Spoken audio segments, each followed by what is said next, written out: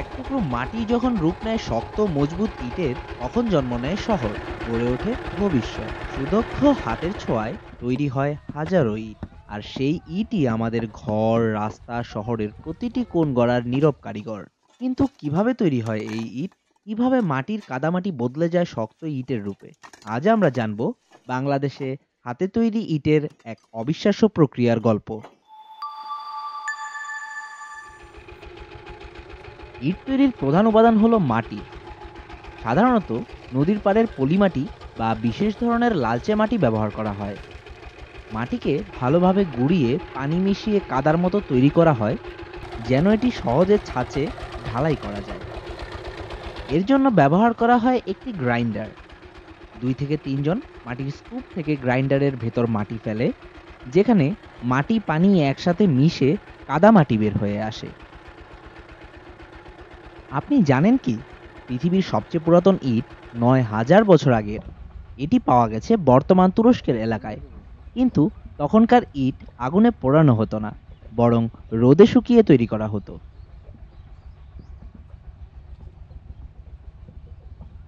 একজন কাদামাটিটিকে একটি ঠেলাগাড়িতে করে নিয়ে আসে। এরপর আসে ছাঁচে ফেলার পালা। কাঠ বা লোহার তৈরি ছাঁচে হাতে করে মাটি ভরা হয়। তারপর অতিরিক্ত অংশ কেটে সমান করে ফেলা হয়। এই প্রক্রিয়ায় প্রতিদিন হাজার হাজার ইট তৈরি করা হয়, একেবারেই নিখুঁতভাবে। একজন শ্রমিক দিনে যতগুলো ইট তৈরি করতে পারে, তার উপর ভিত্তি করে তাকে পারিশ্রমিক দেওয়া হয়। কখনো ভেবে দেখেছেন, রোমান সাম্রাজ্যের সময়কার অনেক ভবন, যেমন কালিজিয়াম ও প্যান্থিয়ন, আজও দাঁড়িয়ে আছে। অথচ আমাদের আধুনিক কংক্রিট বা ইটের ভবন মাত্র 50 বা 100 বছরেই দুর্বল হয়ে যায়। কিন্তু কেন? বিজ্ঞানীরা গবেষণা করে দেখেছেন, প্রাচীন রোমানরা একটি বিশেষ ধরনের ছাই বা ভলকানিক অ্যাশ ব্যবহার করত, যা পানির সংস্পর্শে এলে আরও শক্তিশালী হয়ে উঠত।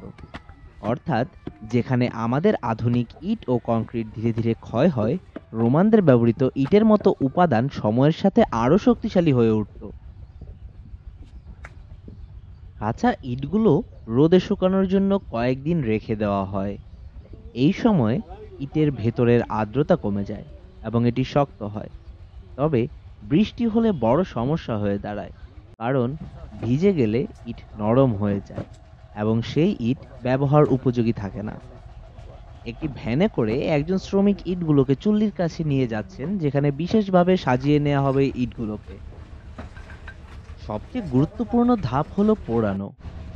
ইটগুলো বিশেষভাবে সাজিয়ে চুল্লির ভেতর ঢোকানো হয়। আপনারা দেখতে পাচ্ছেন কিভাবে বিশেষ উপায়ে ইটগুলোকে চুল্লির ভেতর সাজানো হয়।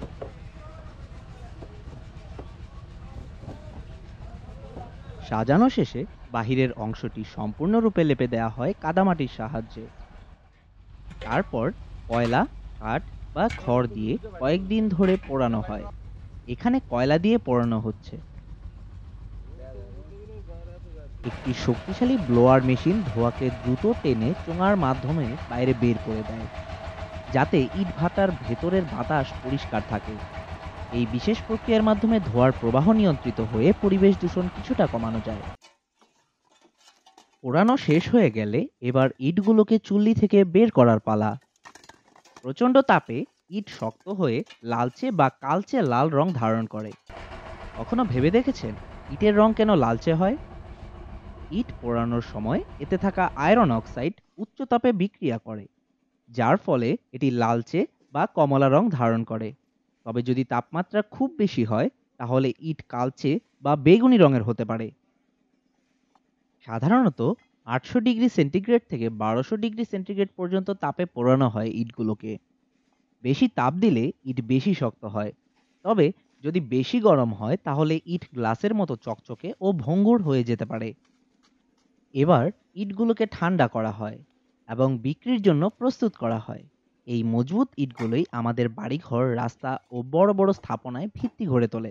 আপনি জানেন কি, মিশরের ফারাওরা শুধু পিরামিডই বানাননি, তারা পোড়ানো ইটের ইমারতও নির্মাণ করতেন। খ্রিস্টপূর্ব 3000 সালের দিকে নীল নদের তীরের কাদা থেকে ইট বানিয়ে তা পোড়ানো হতো, যাতে বন্যার পানি থেকেও স্থাপনা টিকে থাকে। ভিডিওটি ভালো লাগলে লাইক করুন, কমেন্ট করুন, আপনার বন্ধুদের সাথে শেয়ার করুন। আর এরকম আরও ভিডিও পেতে আমাদের চ্যানেলটি সাবস্ক্রাইব করুন।